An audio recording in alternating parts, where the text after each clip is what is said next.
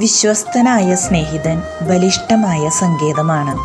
അവനെ കണ്ടെത്തിയവൻ ഒരു നിധി നേടിയിരിക്കുന്നു. പ്രഭാഷകൻ 6-ാം അധ്യായം 14-ാം വാക്യം. നമ്മൾ ഒരാളെ ഫ്രണ്ടായി തിരഞ്ഞെടുക്കുന്നത് എങ്ങനെയാണ്? നിന്റെ യഥാർത്ഥ ഫ്രണ്ട് ആദ്യ പടി കയറുമ്പോഴും അവസാന പടി ഇറങ്ങുമ്പോഴും കൈ പിടിച്ച് കൂടെ നിൽക്കുന്നവരായിരിക്കണം. മുഖം നോക്കി മനസ്സു വായിക്കാൻ കഴിയുന്നവരാകണം നമ്മുടെ സുഹൃത്ത്.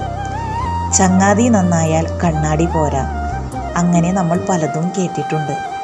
എന്നാൽ പ്രഭാഷകൻ 6-ാം അധ്യായം 16-ൽ പറയുന്നു, വിശ്വസ്തനായ സ്നേഹിതൻ ജീവാമൃതമാണ്. കർത്താവിനെ ഭയപ്പെടുന്നവൻ അവനെ കണ്ടെത്തും. ഇനിയൊരു കഥയായാലോ? തേളും തവളയും പല പ്രാവശ്യം കണ്ടുമുട്ടി. പതുക്കെ പതുക്കെ അവർ നല്ല കൂട്ടുകാരായി.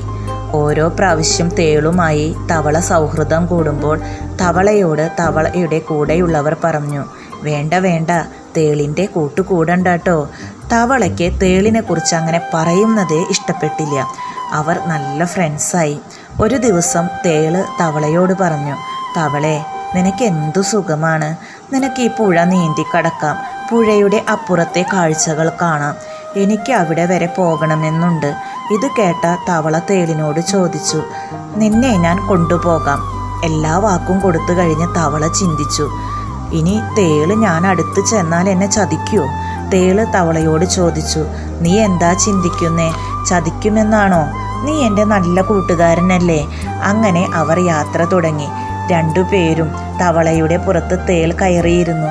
ഇടയ്ക്ക് വെച്ച് തവളയ്ക്ക് ഒരു അസ്വസ്ഥത വന്നപ്പോൾ തേളിനോട് ചോദിച്ചു, തേളെ, നീ എന്നെ മുറുക്കുന്നുണ്ടോ? ഏയ് ഇല്ല. വീണ്ടും പുഴയുടെ നടുക്കെത്തിയപ്പോൾ വീണ്ടും തേൾ മുറുക്കി പിടിച്ചു. രണ്ടുപേരും വെള്ളത്തിൽ താഴ്ന്നു.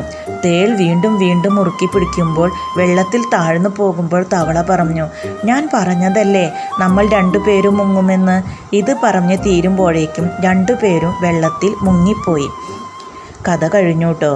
പ്രഭാഷകൻ 6-ാം അധ്യായം 17-ൽ വീണ്ടും പറയുന്നു, ദൈവഭക്തൻ്റെ സൗഹൃദം സുദൃഢമാണ്. അവൻ്റെ സ്നേഹിതനും അവനെപ്പോലെ തന്നെ. സൗഹൃദം സുഹൃതമാണ്.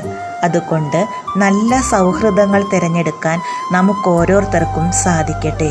നിൻ്റെയും എൻ്റെയും തകർച്ചയിലും ദുഃഖത്തിലും സന്തോഷത്തിലും ചങ്ക് ഫ്രണ്ട്സായി ഹൃദയത്തോട് ചേർത്ത് വയ്ക്കുന്ന നല്ലൊരു ഫ്രണ്ട്സാവാൻ നമുക്ക് സാധിക്കട്ടെ.